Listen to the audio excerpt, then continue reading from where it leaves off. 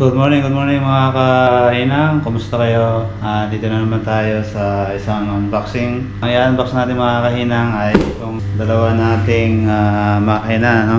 Nandito sa aming training room. So itong i-unbox natin mga kainang, 300C Power Wave Advance. Ito yung mga kainang, ito yung ginagamit sa World Skills Competition Special Edition sa ginanap sa USA. So ito yung ginamit ng makina.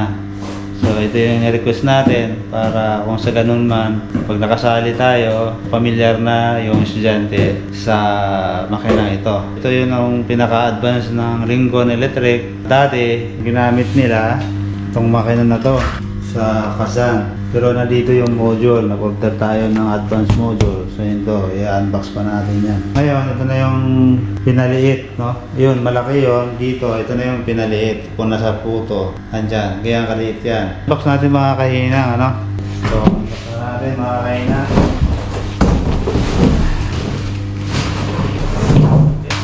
So, ito na mga kahinang, no? Maganda yung mga kahinang, yung kanyang ground. Ito mga kahinang package ito, no? Combo na. Kompleto. Merong TIG, MIG. Yung TIG niya ay ECDC. So, capable lahat.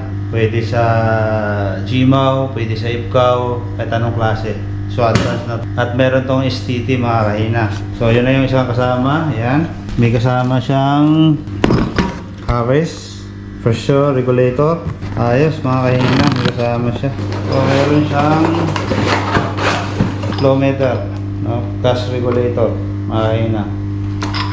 So hindi na natin tatanggalin. Meron siyang adapter na hose para sa gas regulator. Nandito yung gun niya, MIG gun. Ganda mga kahinang, no? Medyo maliit lang. So pwede itong MIG, pwedeng ikaw. Kita nyo naman mga kahinang, no? Wala pa siyang connector. So bagong bago talaga. Dito yung lagayan ng gas mga kahinang. Ayan. Package na to ha. Kasama na ang trolley niya. Ayan. May gulong to mga kahinang. Ayan. Kasama na yan. Nandito na yung advance module sa loob. So ito yung ground, no? Meron tayong pang-tick mga kahinang, no? Itong isang ito, ito yung para dun sa isang makina natin. Itong dalawang ito nandito, yan, yung dalawang to para sa dalawang to makina. So ito yung kasama, ganda, kompleto, meron ng kasama. Tapos flex stick mga kahinang, no? Nababali yung, nababago natin yung angle ng torch, hindi siya fix. Magandang klase. Pag nakabitan ng mga kahinang ng power source niya, saka natin nire-review. Panda rin natin at titingnan natin yung operation. Tapos mga kahinang, ito yung kanyang yung kanyang pang-sumaw.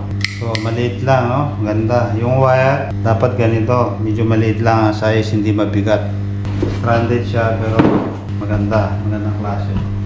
Hindi nalulusaw.